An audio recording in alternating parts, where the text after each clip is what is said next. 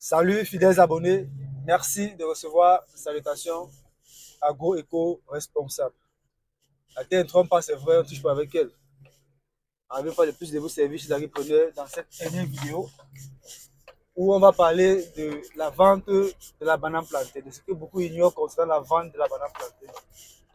Produire c'est bien, vendre avant de produire c'est encore mieux.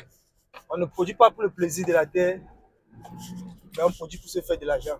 Car l'agriculture c'est du business. Alors chez Agripreneur, si vous ne pouvez pas travers cette vidéo, ceci voudrait dire que vous êtes à la recherche de conseils, d'astuces et d'informations qui vont vous permettre de parvenir à une agriculture qui serait être rentable, stable et durable. Rassurez-vous, vous êtes sur la bonne chaîne, vous êtes sur le bon canal. N'hésitez pas de vous abonner, d'activer la cloche de notification afin de ne rater aucune de nos prochaines vidéos. Car chez nous, c'est l'agriculture de terrain et non celle de bureau.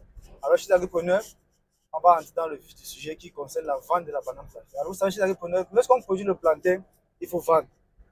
Généralement, on a deux types de ventes concernant la banane plantée. Le premier type de vente, en fait, c'est la vente in situ. Ça veut dire la vente sur le site. C'est-à-dire que vous avez fait du plantain, vous voulez vendre. La vente in situ demande à ce que l'acheteur vienne sur le site prendre vos régimes de bananes plantées. C'est-à-dire que vous ne déplacez pas la marchandise, mais l'acheteur vient sur place prendre. Pour cette vente, il faut faire de très grandes productions afin de permettre à ce que l'acheteur vienne avoir une grande quantité sur place et l'amener en ville sur le marché pour la commercialisation. Et maintenant, dans cette vente, généralement, le prix est généralisé. C'est-à-dire que si vous avez 500 régimes, on va dire on fait une vente de gros. Et puis,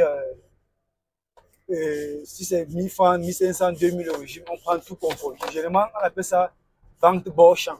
Et là, c'est vente in situ. À côté de la vente in situ chez l'agriculteur, on a la vente ex situ. Ça veut dire que vous prenez votre production, que vous allez vous-même transporter de l'exploitation pour le marché. Alors, chez l'agriculteur, cette vente, généralement, c'est quand vous n'avez pas de très grandes quantités. Vous aussi faites cela quand vous avez un moyen de promotion pour déplacer la production.